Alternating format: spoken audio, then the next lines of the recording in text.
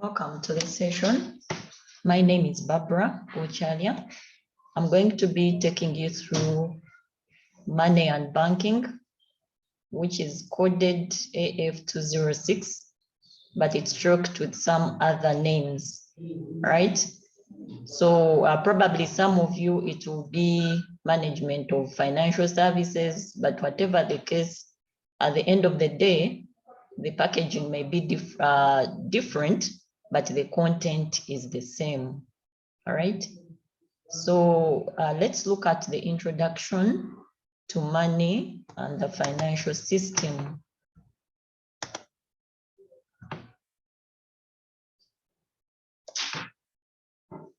Right. So we shall be looking at the 6 parts of the financial system. Then we shall be looking at the 5 core principles of money and banking.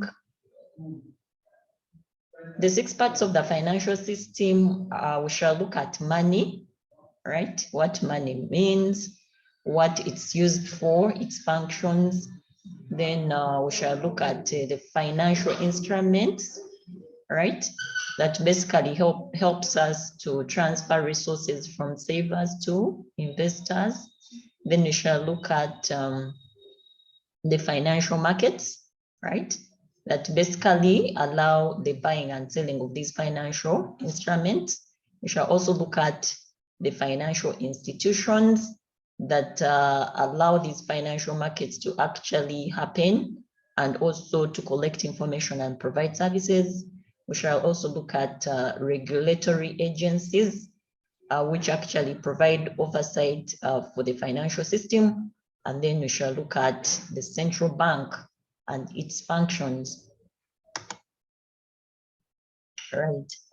So money is anything. We shall be looking at it in detail, but practically money is an asset, and we shall be seeing the evolution of money, where it all started, where people were using, for example, commodity money, right? Like gold, silver, coins, up to when it came to paper currency and things to do with the electronic funds, right? Then for the financial instruments, we shall be looking at several of them.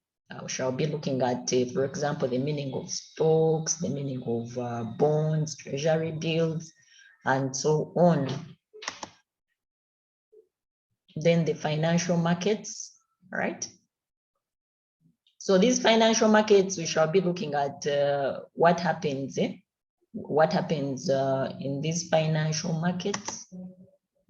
Then the financial institutions also help us, right? We shall be looking at a number of them. I know when we talk about financial institutions, many of us think the very first thing that comes into our mind are banks, but we shall be looking at several of them. Then we shall look at what the government regulatory agencies do. And then also we shall look at central banks and how they do operate, actually, what the functions of the central banks are, right? And how they conduct the monetary policy in their endeavors to regulate money supply. So for the 5 core principles of money and banking, we need to know that time has value, right? What actually guides these 5 core principles of money and banking is that money has value. Number 2 is risk requires compensation. And number 3, information is very vital in terms of decision making.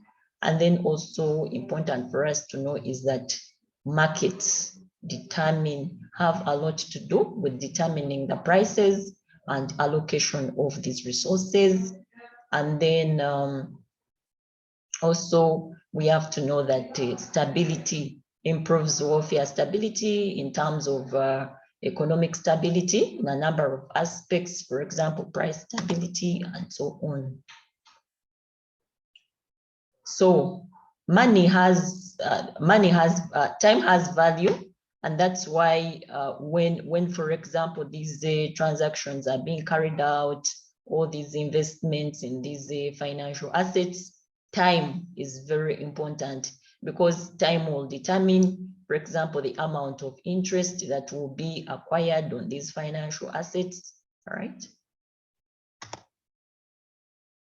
Then also it is important to know that risk exists, all right? During the process of engaging in these transactions, in these financial assets and so on.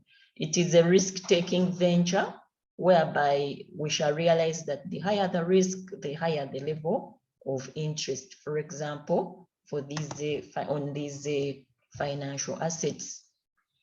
Then also with the information is key, in a way that if there is insufficient information in the market about maybe the prices of these financial instruments, about maybe what will happen in terms of predictions, then at the end of the day, things may not work out. There may be a tendency of miscalculating, right? Like how we shall see what happened with the global financial crisis. It was basically a problem of information asymmetry. Then also stability improves warfare. This stability can be in terms of stable economy, of course, that considers a number of macroeconomic issues. For example, the growth in the national income, price stability, right? Stability in terms of money supply, all those ones, they determine the success of these transactions in these financial assets. And they also determine, of course, the value for money. All right, and that is a brief overview of what we shall be looking at. Thanks for listening.